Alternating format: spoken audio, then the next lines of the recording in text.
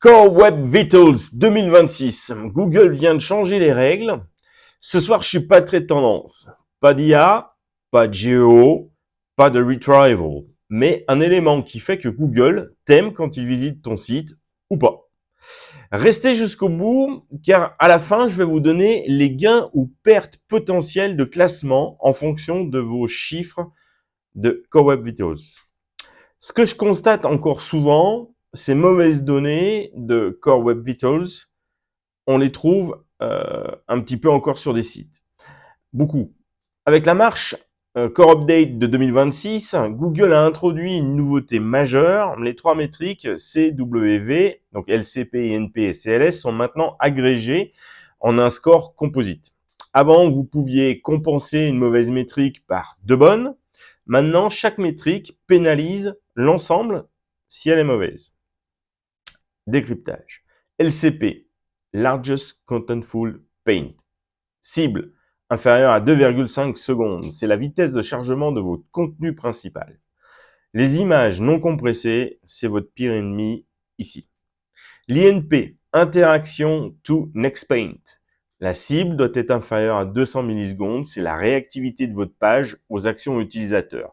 Là, c'est le JavaScript qui est trop lourd, qui va paralyser votre score. CLS, Cumulative Layout Shift. La cible, c'est inférieur à 0,1. C'est la stabilité visuelle de la page. Les éléments qui bougent pendant le chargement, si ça grésille un petit peu comme ça. Publicité et images sans dimension définie, c'est ça votre problème. Directement, comment diagnostiquer votre situation. Google Search Console, rapport, expérience de page. Là, vous avez des petites courbes vertes, jaunes et rouges. Le Page Speed Insight de Monsieur Google pour une page spécifique. Et enfin, troisièmement, Chrome DevTools pour le diagnostic technique. Selon une étude de Digital Applied, ils ont constaté ce qui suit. Voilà, les classements chutent à cause de l'INP. Si l'INP est entre 150 et 200 millisecondes, ça va pas trop. Vous perdez 0,3 positions en moyenne. Si l'INP est entre 200 et 500 millisecondes, eh bien, ça fait des améliorations. Si vous allez perdre grosso modo entre 0,8 en position sur vos classements. Et puis si l'INP est supérieur à 500 millisecondes et que là, 500 millisecondes, c'est vraiment pas bon, là, vous allez perdre grosso modo 2,1 positions en moyenne.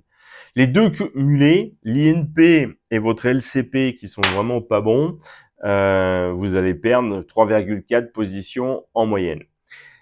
Pour gagner en classement, donc c'est l'amélioration du CWV, si l'INP s'améliore d'une l'ordre de 150 millisecondes, vous gagnez en position 0,7 en ranking. C'est faible, hein, mais ça compte. En moyenne, le LCP, s'il est amélioré de 0,5,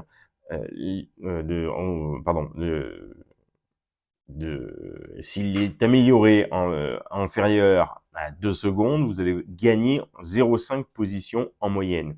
Et si vous avez les 3 CWV qui sont alignés dans le vert, là, on passe à un gain de plus 1,2 positions en moyenne.